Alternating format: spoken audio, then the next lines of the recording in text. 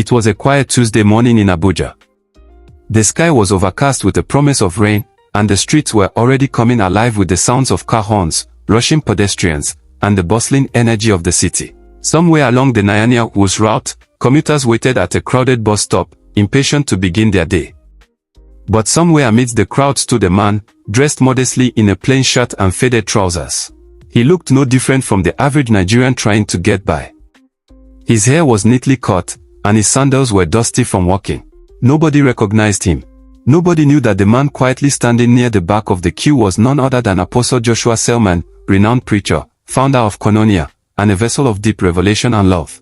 Today, Apostle Selman had woken up with a divine burden. Take no convoy, no announcement. Dress like one of them. Ride a bus. Test hearts. Find the one who is desperate enough to show love in lack. And bless them. It wasn't the first time God had instructed him to do something out of the ordinary, but this one was different.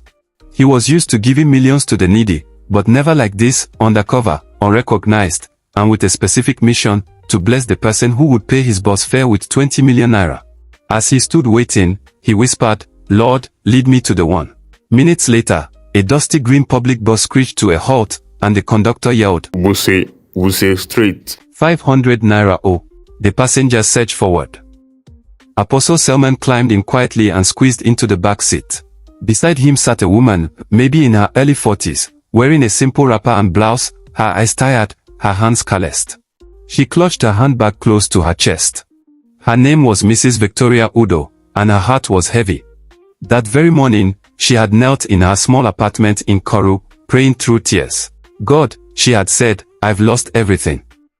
My shop burned to the ground last week. Everything I've worked for, gone. I have no help. But I believe you. Please, bring my destiny helper today. Don't let me suffer in vain. She had barely 1,000 naira left, her last money. Enough for a bus ride and a little food. But she still managed to give a small offering at a roadside church on Sunday. Her faith remained intact. Back in the bus, the conductor moved down the aisle, collecting fares. Your money, madam, he said, tapping her shoulder. Victoria opened her bag and brought out a 500 naira note. As the conductor turned to the man beside her, he snapped, Oga, your money. Apostle Selman looked up gently and said, Please, I don't have any money with me. The conductor scoffed. I beg no start nonsense this morning. Not charity bus you enter. I was hoping someone could help me, he said quietly. The other passengers began to grumble. These beggars don't get tired, someone muttered. The conductor grew agitated. If you no get money, come down now. But before things escalated, Victoria turned and placed her other 500 naira note in the conductor's hand. Take, she said softly. I'll pay for him. The conductor blinked. You sure? She nodded. Yes. It's okay. The bus jolted forward again. Apostle Selman turned to her slowly. Why did you do that? You don't know me. She sighed. God told me to be kind today. I don't have much, but I know what it means to be stranded. I know what it feels like to have nothing. If I can help, even if it costs me all I have, I will. There was silence between them for a while. Then he said, You mentioned God. Do you believe he answers prayers?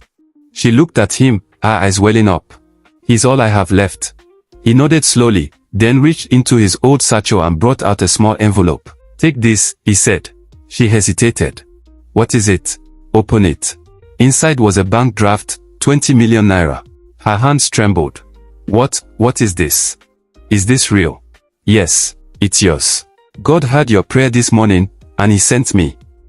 I'm Apostle Joshua Selman. She gasped. Her mouth dropped open. She looked again, and this time she saw it, the familiar face from YouTube, the voice she had listened to during all-night prayers. Apostle Selman, she whispered. Yes. I came today as a poor man, to find someone whose heart is still pure, even in poverty. She broke down in tears right there in the moving bus. The other passengers, overhearing the conversation, turned and stared in awe. The conductor, realizing what had just happened, looked stunned. Some began to cry. Others raised their hands in worship. Apostle Selman touched her shoulder gently and prayed over her. From today, you will never lack again. Your business will rise from the ashes. You will own not just one shop but a chain of stores. What you lost will be restored sevenfold. God's favor will distinguish you. By the time the bus reached Woos, it wasn't just a routine commute anymore, it had become a revival on wheels. News spread quickly across social media. Videos surfaced. Apostle Joshua Selman blesses stranger with 20 million naira in public bus after she paid his fare. But Victoria didn't care about the fame. She went straight to her knees the moment she got home. "Thank you, Jesus," she wept. "You answered me. You remembered me. You sent a man of God into a bus, just for me." In the following weeks, Apostle Selman's team helped her re-establish her business. A new shop was opened, fully stocked and branded. A business consultant was assigned to guide her. Her children returned to school. Her life took a dramatic turn. One Sunday, she shared her testimony at Koinonia. Standing before thousands, she said, "I had lost everything. I had no hope, but I still gave. I still helped someone I didn't know. And in return, God sent my destiny helper in the most unexpected way." When you trust Him, He will never fail you. Truly, God's ways are not our ways.